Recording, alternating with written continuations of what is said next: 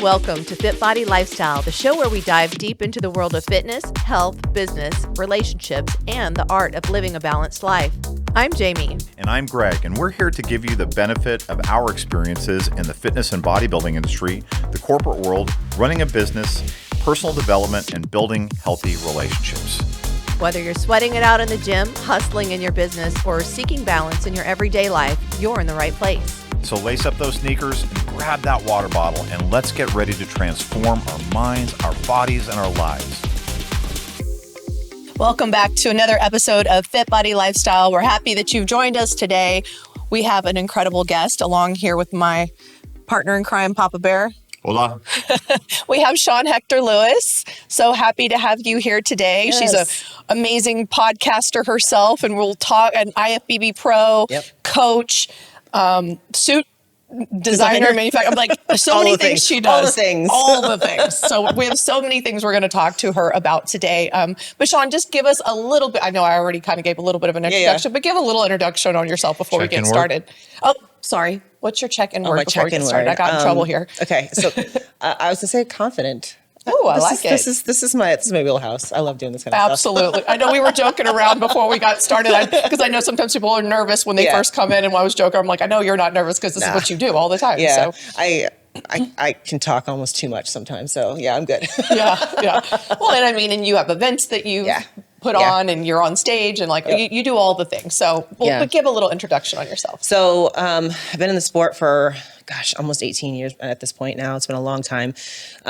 Started just like everybody else. I just wanted to get in shape, and just decided to start dieting for a show because my husband and I at the time were dating, and I was getting fat, and I was like, all right. And that's what happens when you fall in love, right? That's right. Exactly. It's exactly what it is. You're going out to eat all the time. And I was like, I need a goal. I need something.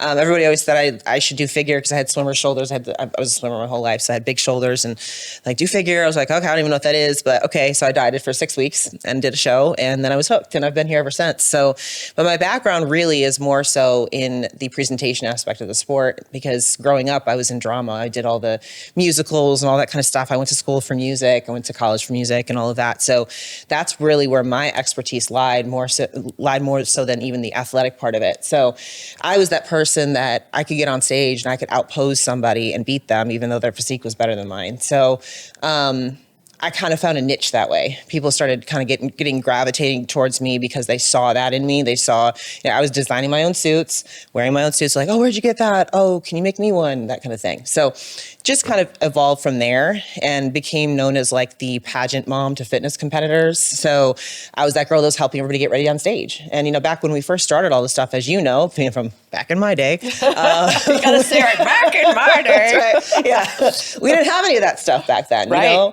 There was no such thing as hair and makeup artists at the shows. There's no such thing as tanning companies at the shows. They didn't exist. It wasn't a thing. So I kind of got into all of that, was one of the first people to do that, and so I became kind of that known as that expert.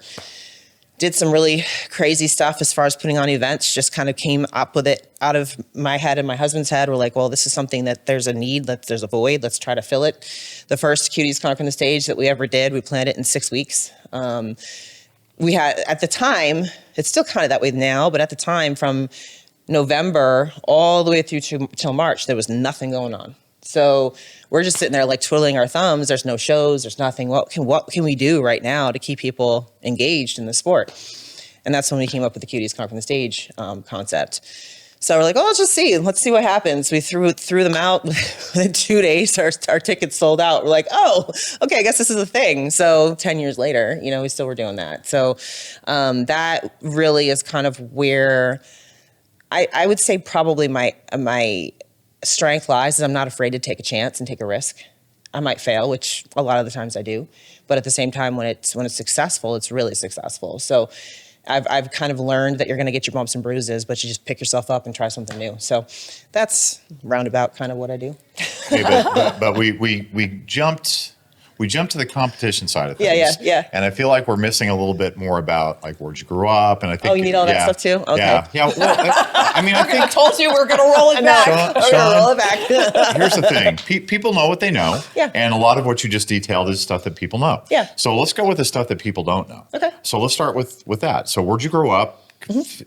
family, kids, siblings, all that stuff, high school. Okay. Let's do a little bit of that. All right. So I grew up in upstate New York, dinky, tiny little town.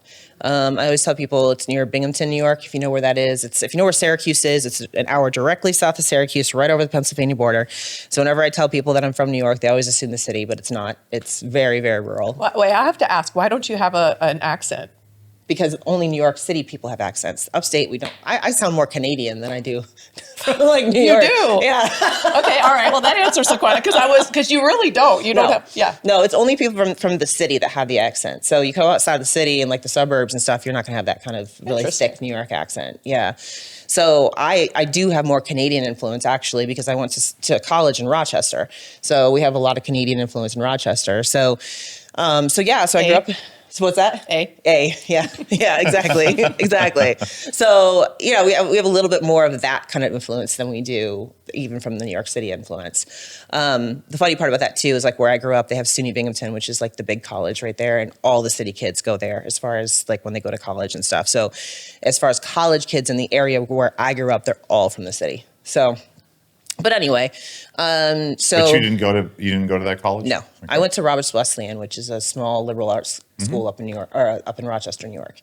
So I went there for music education. Grew up in a small town, small farm. It wasn't a commercial farm. It was just a farm that we did like our own stuff. I don't know if you guys are familiar with 4-H. Mm-hmm. Yeah. Yeah. So I was in 4-H for 13 years. So learned all the domestic diva type stuff, know how to cook and sew, and that's where my designing suits came from. Is learning how to sew, all of that.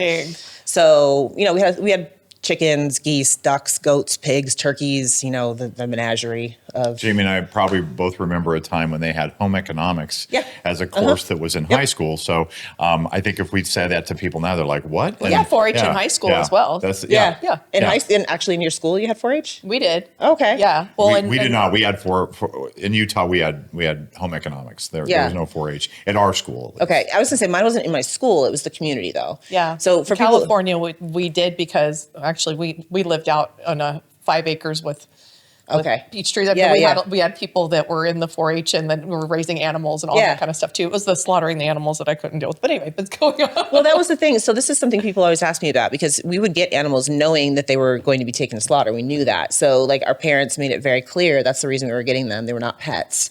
They were for a purpose, So like we got pigs every year. We always got 5 pigs every year, and they went to market, all the way home. But but I showed them at the fair. I have pig trophies. Like people always laugh. I'm like, no, I have actual trophies with pigs on them. So yeah, like that's wild. Yeah, like I was master showman. Yes, you have to learn how to actually show a pig. So we could talk about the parallels, but let's just gloss over that right now. Yeah.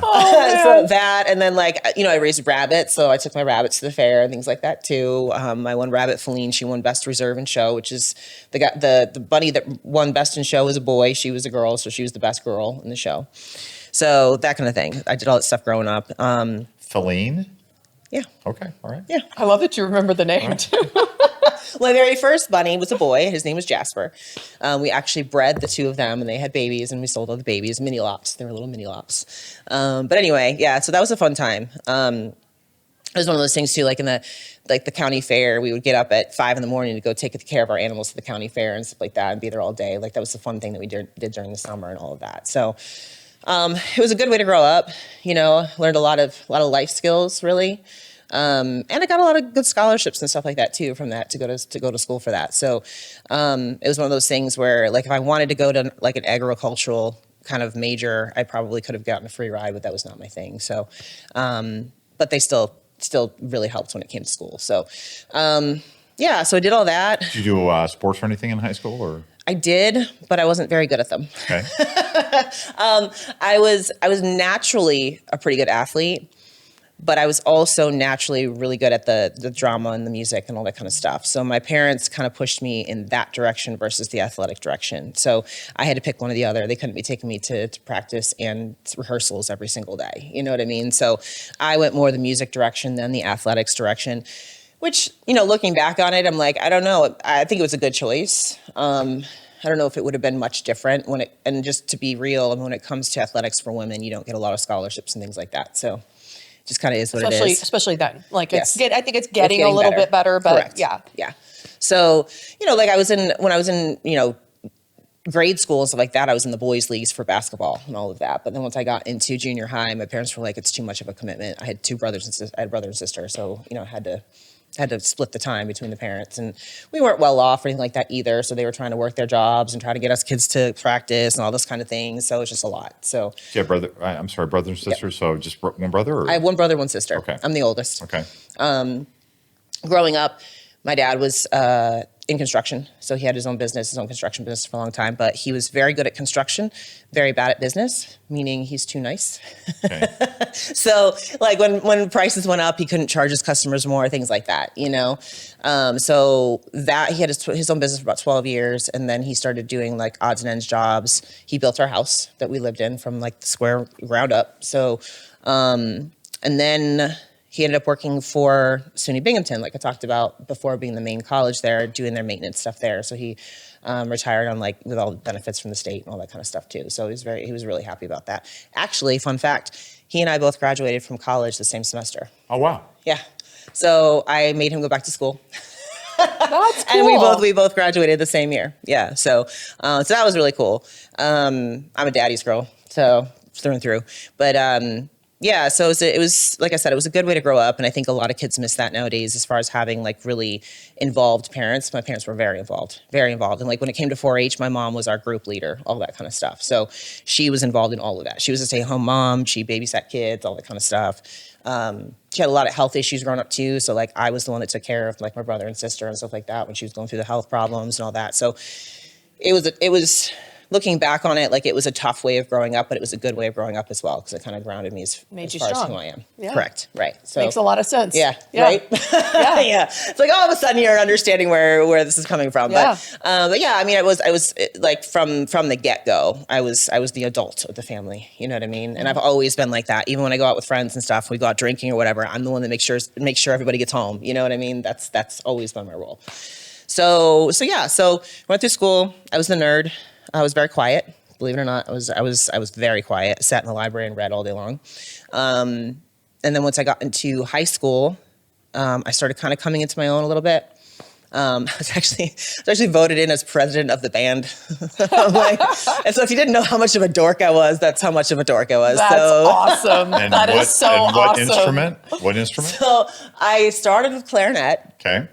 And then I got bored with that, so I asked my band director what we needed, and he said we needed euphoniums, so I played euphonium. If you're not familiar with the euphonium, I have no idea what that is. It's a smaller version of a tuba. Okay. So that's the easiest way to describe it. I cannot even it. picture you playing a tuba right now. This picture is going to be forever burned in my brain. I know.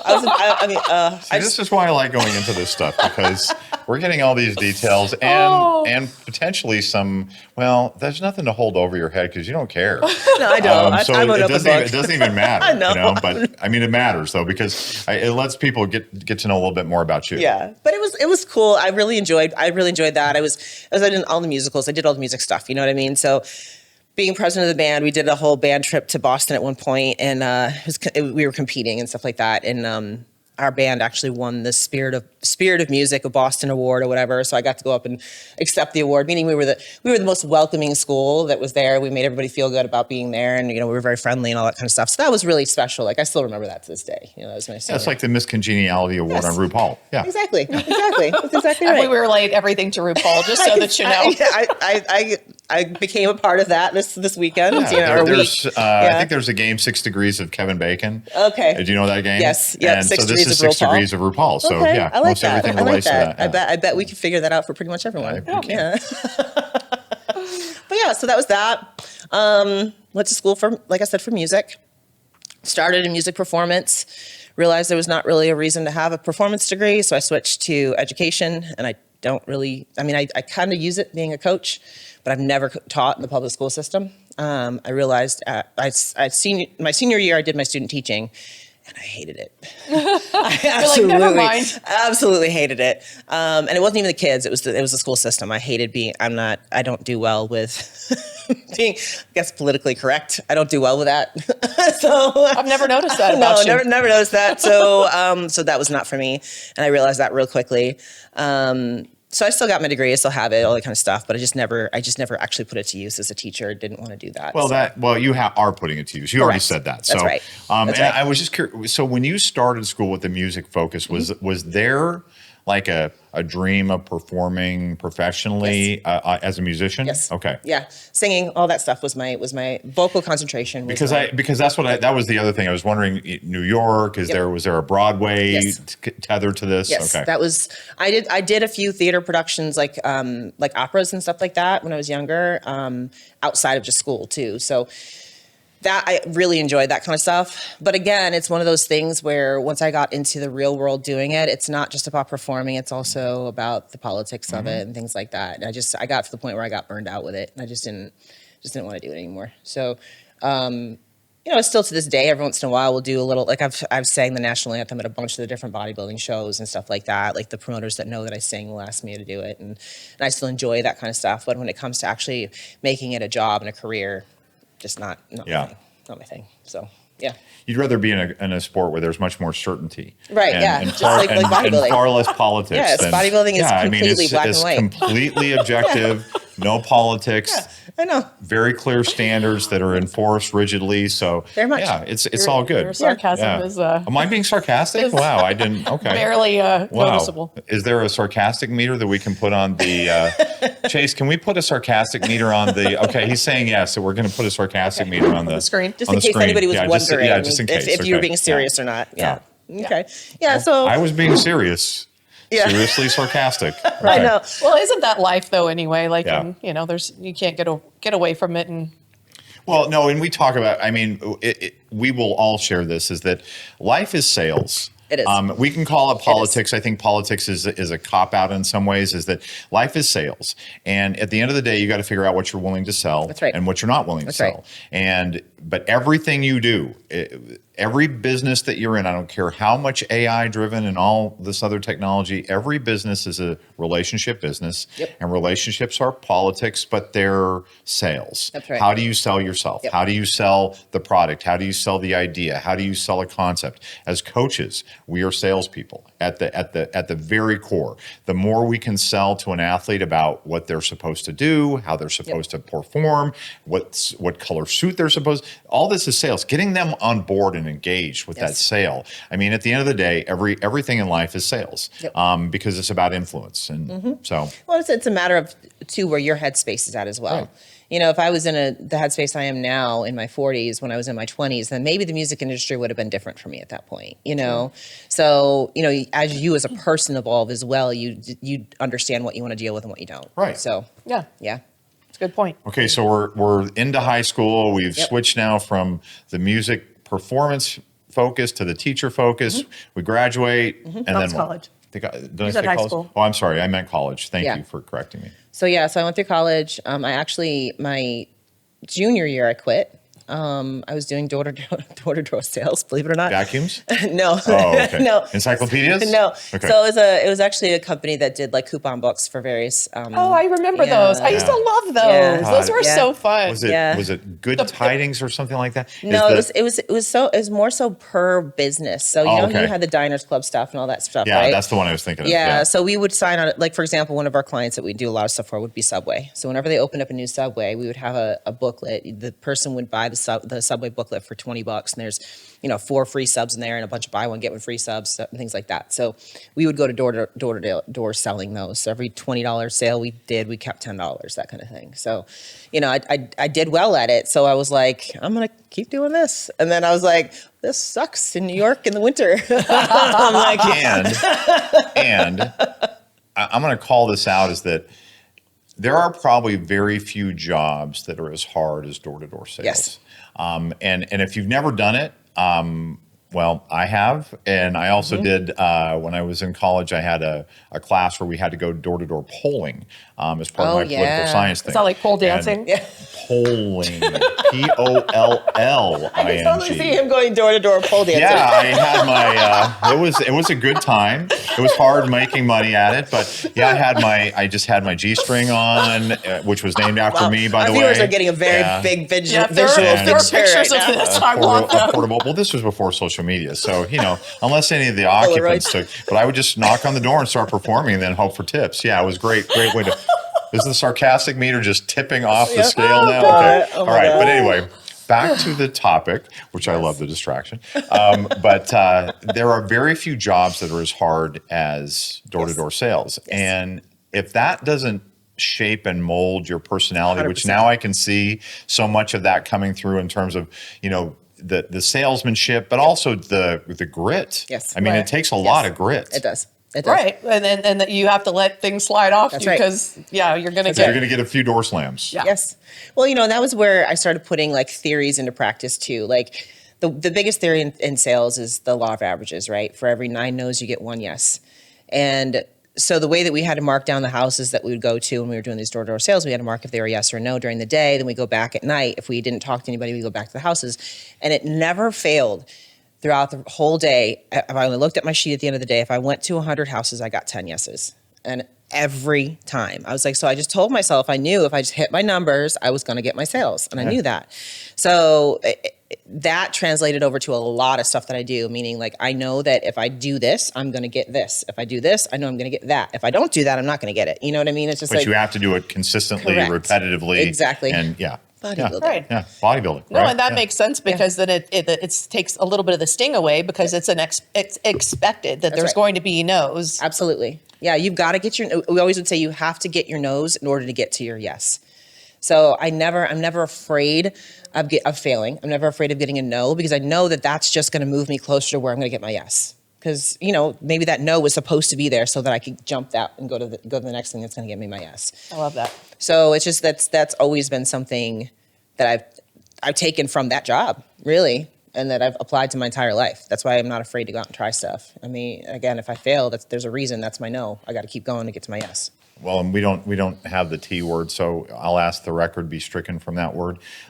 There's no trying. There was just doing. You were doing it, right? Yeah. And that's another story. But I do love, and I mean, as we continue on with this, I do want to make sure we call that out. Is that you said it's bodybuilding? And I want to make sure we really foot stomp that point. Is that's what bodybuilding is, and I think the competitors that have the most difficulty in this sport are the ones that think it should be yes every time. That's right. And what you said, I think, is, and we all talk about this, you're going to lose more than you're going to win. That's right. But each loss, and it's not a loss, it's just a part of getting to a yes. It's a doorway that you've got to pass through, or a wall, or whatever you want to call it, whatever metaphor you want to use to get to that ultimate yes. That's right. And then once you get to that yes, guess what? You get to do it all over again. And you get to, and you just never know. Again, bringing life to RuPaul, this season before you came in, they had this thing where they had 10 levers, and they could, if they were eliminated, they could pull one of those levers, and if they dunked Michelle Visage, then they would be allowed back on the show. It was a dunk tank. It was a dunk tank. Yeah. All right. But there were only 2. And once those 2 were gone, they were gone. But 2 out of 10. Well, the first one who went got one of the 2, right? But you think about that. So there are 10 no, or there are 8 no's, but there are 2 yeses in that thing, which is almost the distribution you're talking about. And that is life. That's right. Welcome to life. That's right. You're going to pull a lever, and 8 times out of 10 or 9 times out of 10 is going to be no, and 1 time out of 10 is going to be yes, and you're going to enjoy that, and that's going to sustain you for the other 9 or 8 or 9 no's. Yes, folks, there is a bodybuilding analogy to everything because, as we have always said, and Shawn shares this philosophy, bodybuilding is not life. That's right. But it can make your life better, and it can add context to your life. And so that's why I love going through the background stuff, because it really informs the present. Yeah, I mean, it shows you why you're where you are today. You know what I mean? There's always a why behind the what. So I mean, I know, like, sometimes people ask, like, if you go back and do things differently, would you? I'm like, honestly, no, because I don't know where I would be today if I did it differently, Yeah, sure, there's things I wish went a certain way that didn't go my way or whatever, but it went that way for a reason. There was a reason. There was a reason why that happened. That's the Wonderful Life phenomenon. Yes. And if you don't know if people who don't know the movie, there's been other movies of this, but if you change one aspect of your past, how does that change the trajectory into the future? Yes. And it can change, like, for example, even who you become. That's exactly right. We get asked that question, I think, a lot, and I would not change anything, because although there are things I wish I could do over and everything, I wouldn't change anything, because I want to be right here with you. That's right. And I don't know if any decision along that timeline would have taken me away from you. And if it would have, no matter what that is, no matter what success or what, fame, fortune, whatever could have come with it, it would have kept me from you. And that's not worth it. So, oh, that was so sweet. Oh, I'll keep them today. I'll probably get fired later on today, but that's okay. You get to stay one more day. One more day. he just extended his I'm his okay. stay.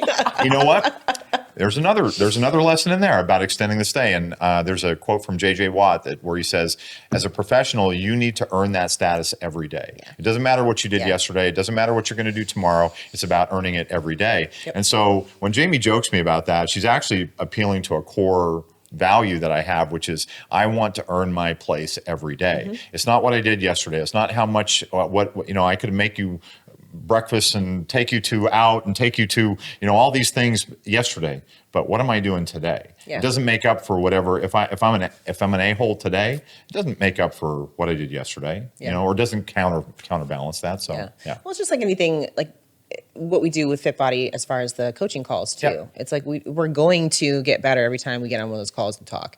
Or why do you still go to all these shows? Because we need to keep up with the standard and the criteria and what the judges are judging. And it's always changing. If you're not seeing it in person, you're not there. You're missing it. Right. If the last time you went to a show was 5 years ago, you have no clue what's on that stage anymore. None. Even if you're looking at pictures and videos, because it's not the same. Yes. So yeah, absolutely. So you have to stay on top of things. And I think that's what makes a person also knowing that you don't know everything.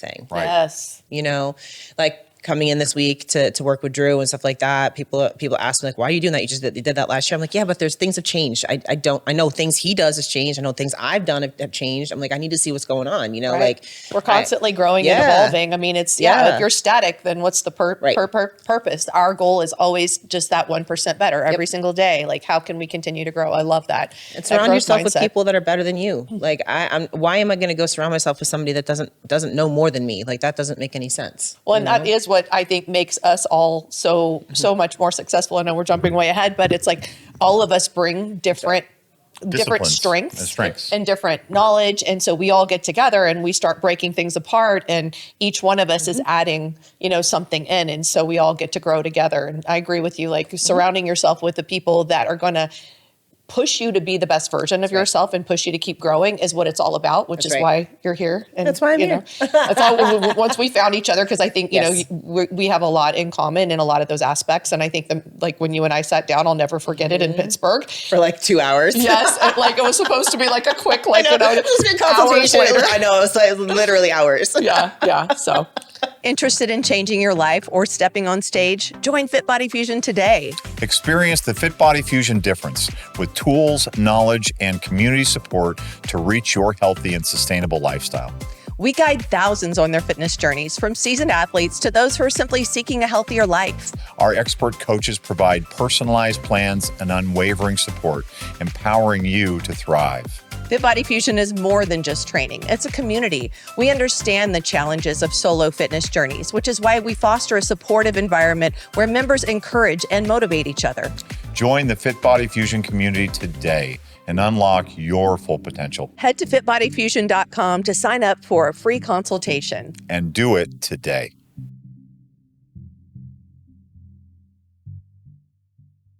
So we are back on the timeline after all these distractions. No, these are good. These are good things, and this is why I like to go through this history, because there's just so many nuggets in there. So we're at the point where you are you've stopped college. You're doing door-to-door sales, and then what's the next big shaping event for Shawn? So the big thing with that company was you're supposed to work your way up and manage your own office and things like that. And I just realized it was more of a pyramid scheme kind of thing than anything else. So I was like, I don't want to keep doing this forever. So I was like, I've got 1 year left of school. I'm just going to go back. So I went back and I finished my degree.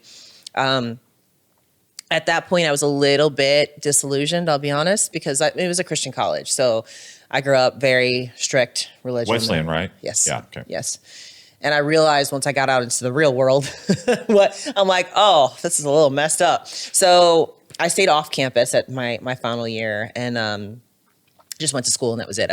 Before that, I was I was a member of all the worship teams. I was a huge leader in the school, and I was disillusioned. And I was like, okay. So I started kind of moving in a completely different direction.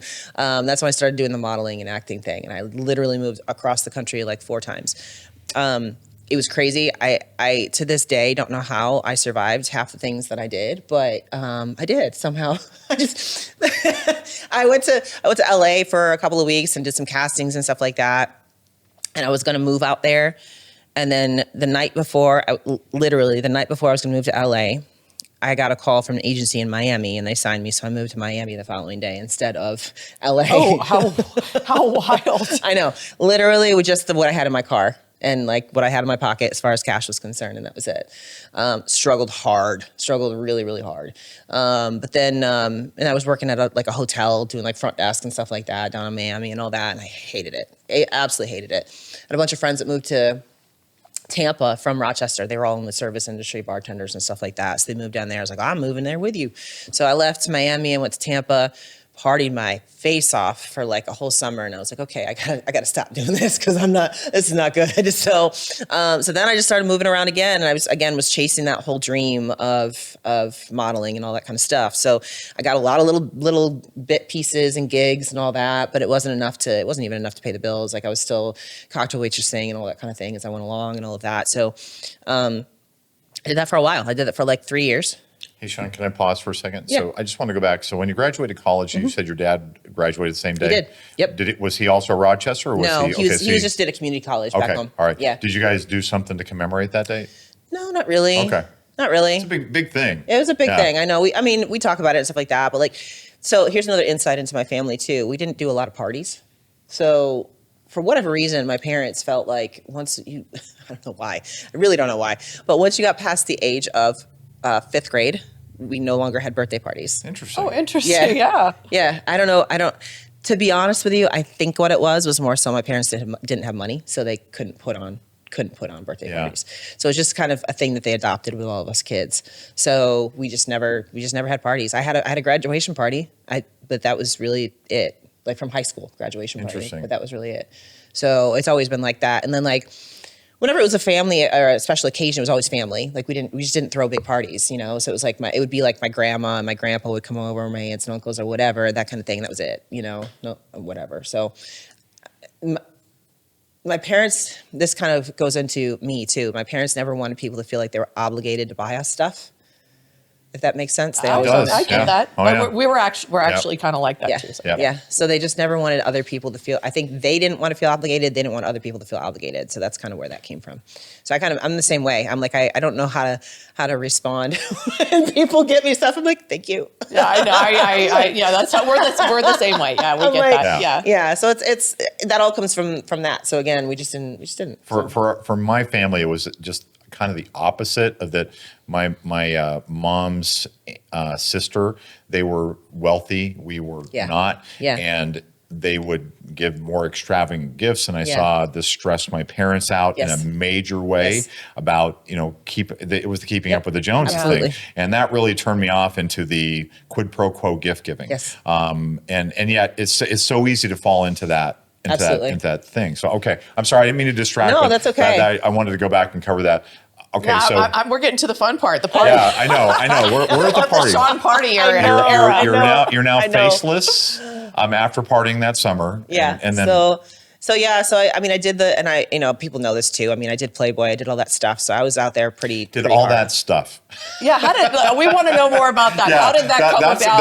That's like all, it's so nonchalant. That's like my pole dancing door to door. I raised pigs and I did Playboy. Next. Well, remember I did Playboy and then I know. So remember that 2-week vacation, or not vacation, that 2-week stint that I took in LA. That's when the Playboy thing happened. So I was out there for 2 weeks. I was working with an agent there. And again, I was going to different castings and stuff. And he was able to get me into to a casting there at the Santa Monica offices. So I went in, sat in the lobby, and they're like, okay, we're going to have you come back in a second. Walk back there. Literally, they just looked at me back and front. And they're like, okay, go sit down. We'll come back to you in a second. I was like, okay. They come back out like, what are you doing tomorrow? I was like, nothing. They're like, okay, come back here at 9 a.m. We're shooting all day. I was like, okay. You're like, that's it? Wow. Yeah, I was like, okay, all right. So that's what happened. I came in the following day and I was there all day long, shot my first test shoot with them and everything. And that ended up getting published. on the website. So that was published on the website. So I was in the magazine 4 times. I was not a Playmate. I was a Cyber Girl. So back in the day, it was a same thing as like being a Playmate of the month. It was a Cyber Girl of the website of the month. So that's what I did for them. But I worked for them just with promotions and different shoots and things like that for about 5 years. So and that was one of my little, gig jobs again. So it paid the bills. And it was funny. I was trying to get my tax returns at one point because I'd moved. So I had to get them to mail the stuff to me. And I remember I was on the phone and he just asked me all the security questions, right? And he's like, so who was your biggest income from last year? And I was like, I don't know. And he's trying to feed it to me without feeding it to me. And I'm like, I don't know where all my income came from last year because I'd done gig jobs. Again, I was like, I don't know. Like, it's a pretty big magazine. I was like, oh, Playboy. He's like, yeah. He's like, yeah. I was like, oh yeah, that's what it was. So yeah, it's fun. That was a funny story. I'll never forget him on the other side of the phone. He's like, Playboy. I was like, yeah. So that was fun. Like, and to be perfectly honest with you, like that was back in the heyday with like the Girls Next Door and all that kind of stuff. That whole time frame, and they were a great company to work for. They took care of you everywhere you went. Like they were nothing but professional. I never had any issues with anything that people like to try to say it's salacious or anything like that. To be honest, it's been worse in the bodybuilding industry than it was in Playboy. So just being real. So I actually really, really loved working for them. They were very, very good. I mean, you don't become what they become without being like that. So that spawned a lot of the work that I got from that point on. A lot of little gig things that I did, a lot of little guest spots and stuff like that. And I was able to get into agencies and things like that because of that. So it opened up a lot of doors. Yeah, opened up a lot of doors. It did. Yeah, it was one of those things that's so funny because like when I was a kid, like I had this whole list of like bucket list items of things I wanted to do, and Playboy was on there. And when I got home from the LA trip, I sat my mom down and I was like, Mom, I have to tell you something. Yeah, I was about to ask you like what were the parents? I said, Mom, there's something I have to tell you. She goes, what? You didn't go out there and become a Playboy bunny, did you? Oh no, she did not. Like, my whole face, I go, yeah. She was like, Shawn, no. I was like, yeah. Yeah, I did. I was like, I promise it's tasteful. So my mom looked at the pictorials. My dad obviously didn't. My mom did. So I was like, no, it was fine. All that kind of stuff, But it was just like, again, came from. Did your dad know? Oh yeah, my dad. Okay, he just didn't everybody. Okay, yeah, I mean, I didn't. I told them. Yeah. It wasn't like you can't hide that stuff. First of all, you can't hide it. And you didn't want him to hear it from a friend or something. Right. Yeah. Exactly. It's like he works in construction. Your boys are gonna freaking figure it out. You know what I mean? So, yeah. So it's just one of those things. Of course, as his daughter, he didn't want to see me like that. So. I respect Understandably, that. yes. Understandably. But the cool part about it was, I mean, I lived in LA, I lived in Vegas for a while.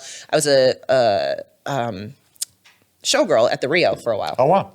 So I was that person that like when you go into the Rio and you see the girls wearing the outfits, you're taking pictures of them and all that. That's what I did is like one of my side hustles.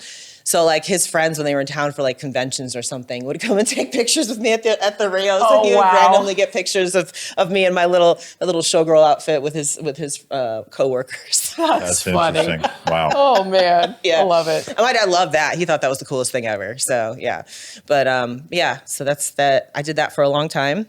And then that's when I met my now husband, and we actually met through a dating online website. Just like us. Yep, just like you guys. Which one did you meet through? So it's one that doesn't even exist anymore. It was like eMatch. It wasn't a big one. Okay. It was a small one. We went back and forth for a while, and then he was selling undeveloped real estate in Tennessee. One of my best friends at the time lived in Nashville. The land that he was selling was in Jamestown, so that's about 2 hours from Nashville. So Nashville's like the biggest city near it. So we're like, okay, well, we're going to meet here. So we met in Nashville. And then again, I was about 6 months into it. Like, well, if this is going to work, we gotta get closer. Then he was in Tampa at the time. He was in Florida, then Tampa and Vegas, So ended up moving to Tennessee, to Nashville, which I really, really liked. Nashville was completely different back then than it is now. It's like very touristy, trappy type stuff now. It wasn't like that when we were there.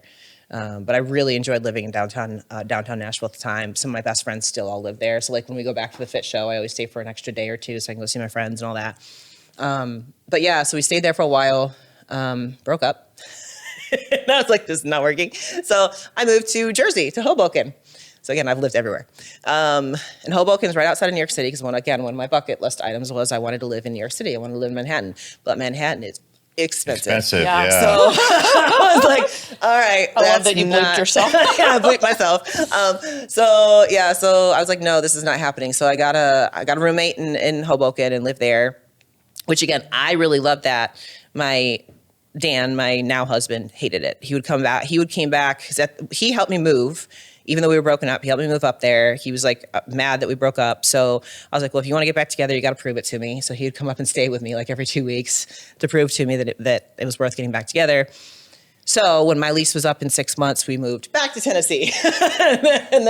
So we were there for a while. Again, he was, the real estate, he was selling real estate, the whole bubble burst and all that. So that's when we moved to Virginia. We've been there ever since. So that's the journey of me all over the freaking United States. and I think you connected with how you got into the bodybuilding thing, but but I do know that there's a lot of stuff there because you have not always been a bikini. Well, actually, you have not always been a fit model competitor since we're going into that now. Fit model, yeah. So I think I think we're still good on time for this episode. Yeah. So let's talk about that, about your entry into this world. So when I was in Tennessee with my husband, we were dating. Again, we were going out to eat a lot and I wasn't modeling anymore. I wasn't doing any of that stuff anymore. So I was like, I was working for, actually the company I worked for in Hoboken, I was still working for them remotely from Tennessee. So I was gaining weight. I was like, I have to have some sort of a goal. I was on bodybuilding.com a lot. I followed Erin Stern. Erin Stern was the one that I paid attention to all the time. I loved her physique. Erin was doing the figure at the point. She was. Okay, all right. She only did figure. Yes. Oh, no, she moved to bikini. She moved to bikini. Yeah. Yep. Erin was the one that I connected with. I did pay attention to Nicole Wilkins as well, but I just didn't connect with her as much as I did with Erin. Well, Erin's taller. Yes, that's correct. probably, you related more. Yes. Yep. I also liked Ava Cowan as well. Mm-hmm. I liked her whole vibe and all that kind of stuff too. But again, smaller girl, not my size, that kind of deal. So anyway, I paid attention. The only way I knew anything about bodybuilding was paying attention to Erin Stern's whole journey on bodybuilding.com. So again, everybody in the gym always told me I should compete. I didn't even know what that meant. So I just started following all that and then hired a coach off of bodybuilding.com. She dieted me for 6 weeks, and going back looking at it now, it was on macros. I didn't even, it was like she gave me, I didn't know what that was back then. Like that wasn't even a thing back then. Right. But it was macros. It was still very restrictive. It was very, very depletion, like big time depletion. But I did my first show after 6 weeks of prep, did figure. Figure was my first show. There was 3 girls in my class and I took second. So I was very happy. I was like, I am hooked. But even at that point, like I'm always that person. I'm like, so back then there was no such thing as masters. All they had was a novice class and an open class. That was it. And I said, I'm not master, or I'm not novice. I don't care about novice. So I didn't even do novice. I was the only one in the show that didn't do novice. I was like, I just did open. I was like, screw that. I'm going to get nationally qualified. So Which you did. And you did. I did. Exactly. So I was like, all right, cool. So actually, the girl that won the overall at that show, the figure overall at that show, she ended up turning pro at North Americans in 2010, and I was with her. She and I became friends. We went to the show together. I was competing in bikini at the time, but she actually won the overall at that show and won her pro card and everything too. So that was pretty cool. I still talk to her now. Whitney Weiser was in that first show too. Interesting. Yeah. Yep. She won the overall in bikini in that show. Both of our very first shows. Becca Sizemore was in that show. Her husband Alan was the expediter at that show. So like we still know everybody that was in that show, which is crazy when you start thinking about that. I think it was 2 weeks after, it was the Knoxville Classic. I think it was 2 weeks later was the Nashville State Show. Tennessee State Show in Nashville. I did that show as well. I think there was 18 girls in my class, I think. Maybe 12, 18, something like that. Anyway, I was in every single call out for that show, and I placed second. I don't know why it was in every single call up, but I was. And it was Tennessee in August with no air conditioning. Oh, wow. Oh, it was terrible. I was like, there's video. I have video from the show of the expediter on stage blotting me down with a towel. because I was sweating so bad. But that was, I was very happy because again, I was nationally qualified too. And I was like, oh, so I actually am pretty decent at this with a bigger Right. You didn't lineup just and all be that kind one of stuff. person this time. Yes, exactly. So I was like, oh, I can actually do this. So I did that. I went and did another show in Knoxville in October, which was very small again. And again, I think I took second in my class. I think it was like 3 of us, something like that. And then at that point, the following year I went into Bikini?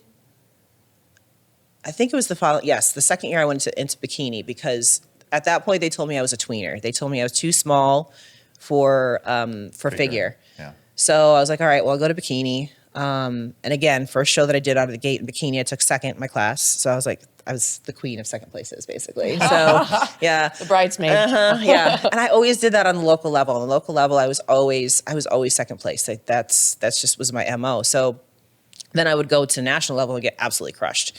So I went to nationals in Bikini, and again, told me I was a tweener. I was too big for Bikini, too small for figure. So they were like, you have to make a decision. They're like, if you want to, at that point, they were like, if you want to stay in Bikini, you just got to run the local circuit and just be happy with that. If you want to go to figure, you got to grow. So I took time off and came back to figure.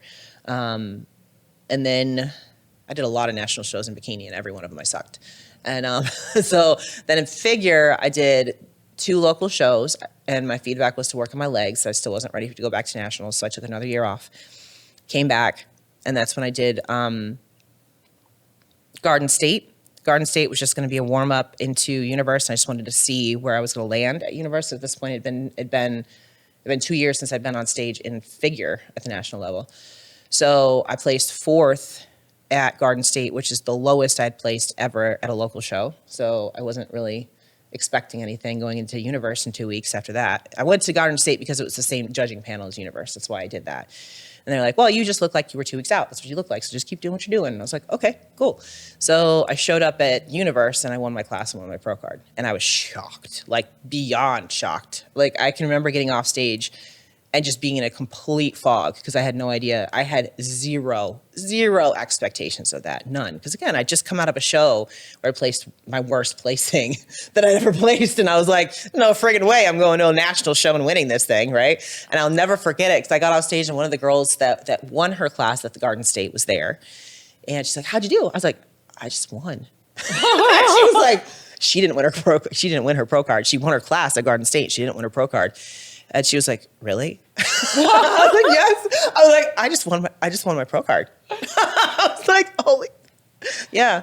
So that's a good lesson in that, though. Yes. Like, you got to keep showing up and you got to keep believing in yourself. That's right. And it's like, and we see this all the time at the pro level. I mean, somebody can be, not in first call outs one show and maybe win the show the next show. I mean, it can happen. Yep. It's absolutely, I think that, having that low placing at the NPC show was probably one of the best things that could have happened because I had zero expectation and zero pressure going in. I was like, and that makes a difference. Yeah. Yeah, it really does. I just showed up. I was like, I'm just going to do what I'm supposed to do. I'm going to eat what I'm supposed to eat. And it is what it is, And the other thing too, like, this is something we can get into nuances and all that too, but like, I'm a tall competitor. I do better when I've got food in me. So like when you think about timing, like the Garden State was more in the morning. So I wasn't completely filled out. My coach actually filled me out for finals and I looked better at Garden State. Going into Universe, we didn't get on stage till that evening for prejudging. So I had all day to fill out for prejudging, which was finals for Garden State. I have a picture of my legs between the 2 shows. It looks like I put 10 pounds of muscle on just because I was filled out. It's so interesting how all those things matter. Yeah. What time, how much time you have. For some people, later in the day is worse. Yep. For some people, it's better. The difference in lighting, the difference in how close the judges are to the stage, the different, there's literally so many variables in every show. And that is one of the reasons why continuing to show up is so important because, even within our own bodies, like what time of month that is, right. Like there's just so many variables and we do our best to control as many of them as we can, but there's so many out of our control. And that day, the variables lined up for you, and it was. Well, the other side of that too is that the reason I did Garden State was because of the judging panel. I knew they were going to be the judging panel at Universe. Steve was head judge at Garden State.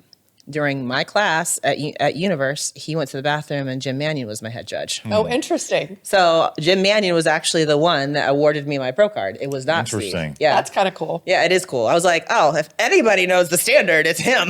You know what I mean? Yeah. So, and I was shocked. Like I tell stories. I was shocked when I walked out on stage and saw him sitting in the head judge seat. I was bet. like, oh my God. I bet. I was like, oh, okay, I got to do this good. I was like, damn. Don't want to let Jim down. I Let's know. go. Well, I tell the story all the time because it was like, I got so like, holy crap. So when I was on stage, I was in my model pose on the side, waiting for the girl in front of me to pose.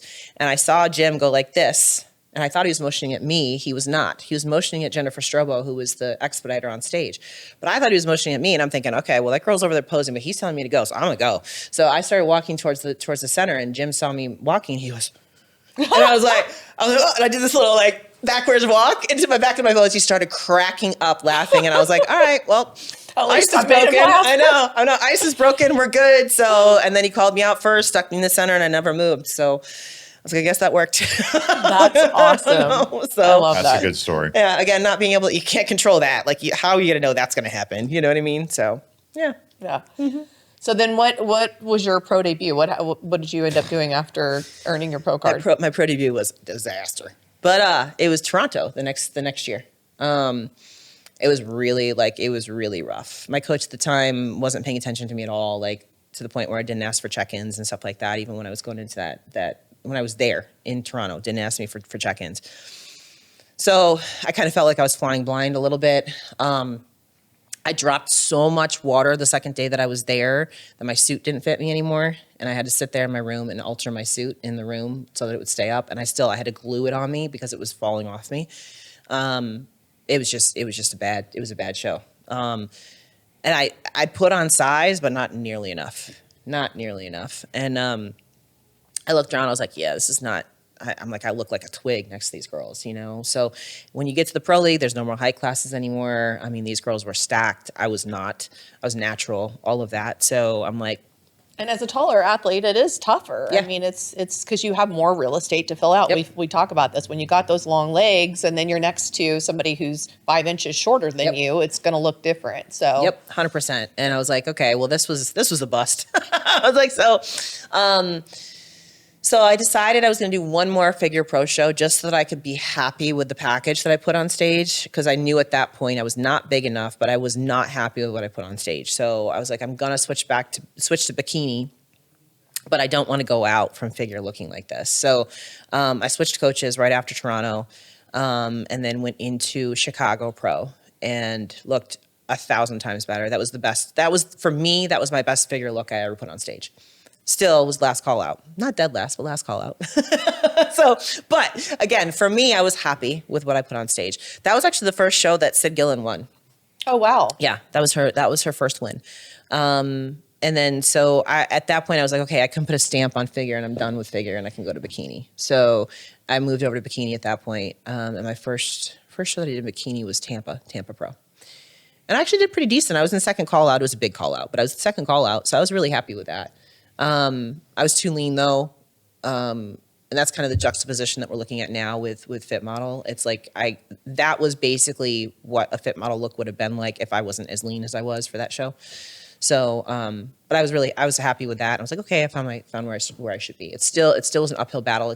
You're again constantly fighting against the criteria changing and all that kind of stuff as you went along. But well, the criteria doesn't change as much as the judge's interpretation of the criteria. Correct. Yes. And the judge's interpretation of the criteria, and correct me if I'm wrong, but my perspective is that the criteria has been the criteria and it's been published. So, but the judge's interpretation of that criteria does evolve based on a number of things. Number one, who's showing up. Yes. Number two, who are the other judges? Because we have always varying judging panels and everybody's going to look at that criteria a little bit differently.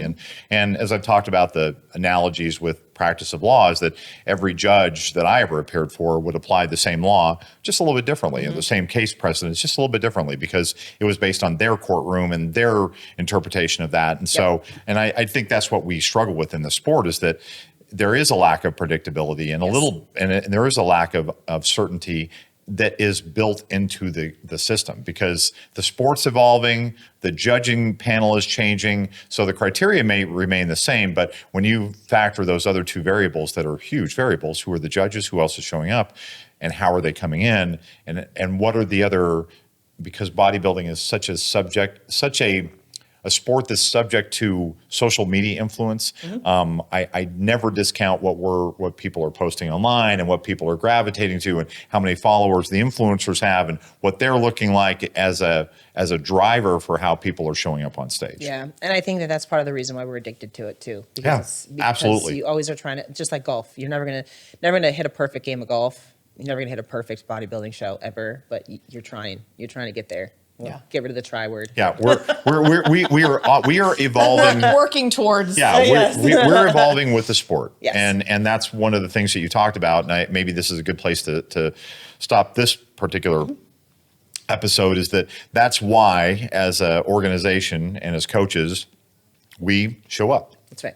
We show up to the shows, we see how the judges are judging, we get our eye on them, we pay attention to what's going on in the industry, we are students of the sport. And you have to be. Yep. And I don't know that we will ever be teachers of the sport, because you always have to be open to it. And it's what you talked about before. It's what I would call the sponge mindset, is that no matter how much you know something, if you have a sponge mindset, then you'll soak in. If you learn one thing that's new, right. but oftentimes that one thing, if you think you know everything, that one thing will be elusive. You won't capture it. So you have to be open to the fact that I don't know everything, which is what you talked about. And I've seen Jamie embody this mindset forever, is that I don't know everything. So I'm going to pay attention to everything so that I can get that one thing that may help me be better. That's right. Not because I want to learn everything, not because I want to know everything. There's no such thing as the all-knowing. Yeah, the grand poobah of this sport. The Oz. Yeah. Yeah. And again, that's what keeps us engaged in it too, because there's always something to be learning. There's always something to be growing with, and it's never stagnant, which I think something being stagnant is more death than anything else. Agreed. So as much as we may complain about the criteria shifts, it's also what keeps us so engaged too. Agreed. Yeah. Agreed. Well, and the sport is constantly growing and evolving. And, through, just like you talked about when you first started, there weren't tanning companies. Yes. There weren't suit company. I mean, I remember when I started and it was like, where do you go? Like,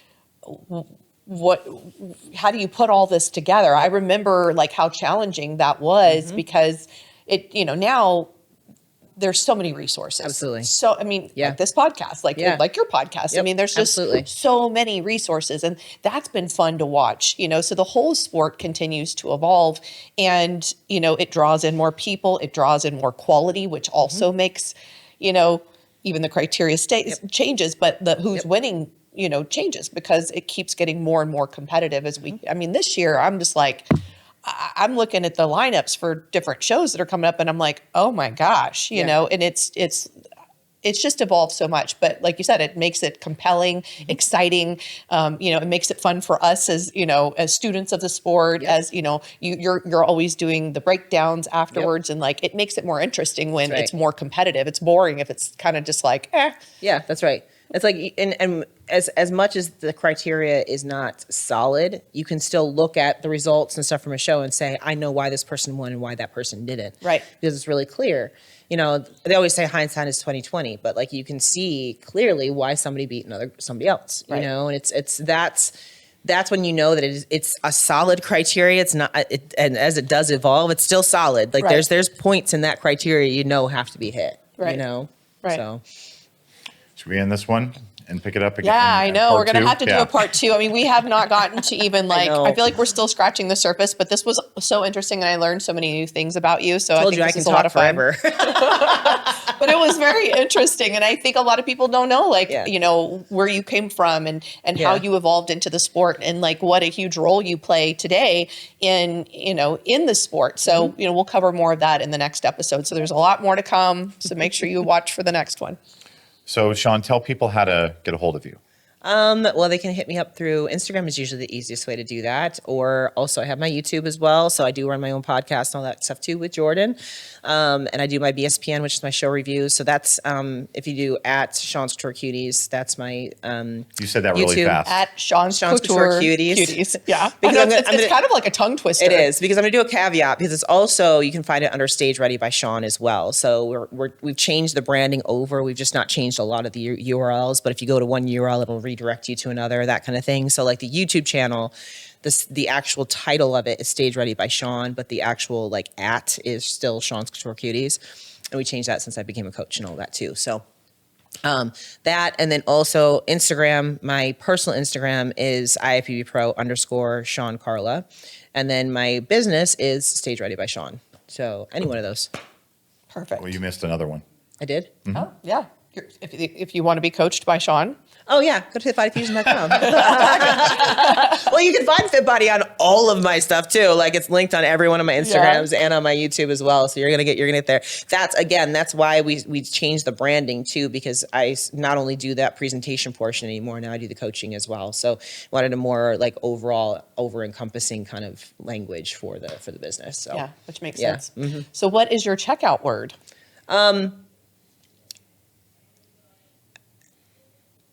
Oh gosh. Oh my gosh. First time I've ever seen Shawn speechless. Wow. Oh, that's what I said. It's good thing this is recorded. I'm thinking of 2 words. And I'm like, not done. And that's what, like, I feel like I've got more to say. Incomplete. There you go. There we go. I'm like, I couldn't think of one word for not done.